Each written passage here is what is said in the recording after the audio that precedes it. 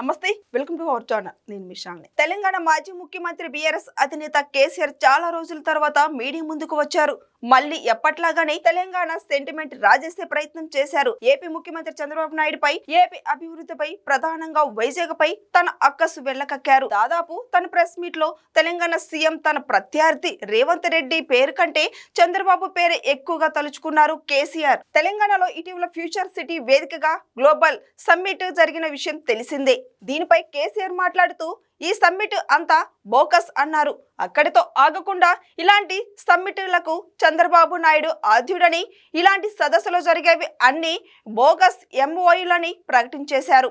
ఇక విశాఖ మీద తన పగను బయట పెట్టుకున్నారు కేసీఆర్. గతంలో విశాఖ వేదికగా చంద్రబాబు గ్లోబల్ సమ్మిట్ నిర్వహించారని, ఆ సదస్సులో లక్షల కోట్ల పెట్టుబడులు వచ్చాయని ప్రకటించారన్నారు కేసీఆర్.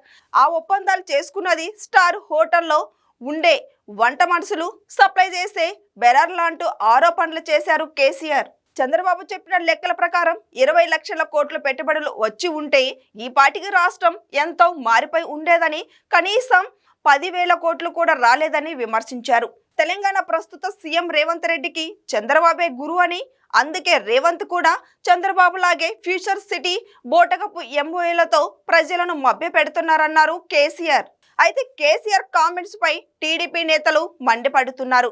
చంద్రబాబు కృషి, విశాఖ పెట్టుబడుల సదస్సు వల్లే ఏపీకి కియా లాంటి అంతర్జాతీయ పరిశ్రమ వచ్చిందని కౌంటర్ ఇస్తున్నారు. కియా దాదాపు అనంతపురంలో స్వయంగా 8,000 కోట్లకు పైగా పెట్టుబడులు పెట్టగా, దాని అనుబంధం సంస్థల ద్వారా మరో 5,000 కోట్ల పెట్టుబడులు ఏపీకి వచ్చాయి.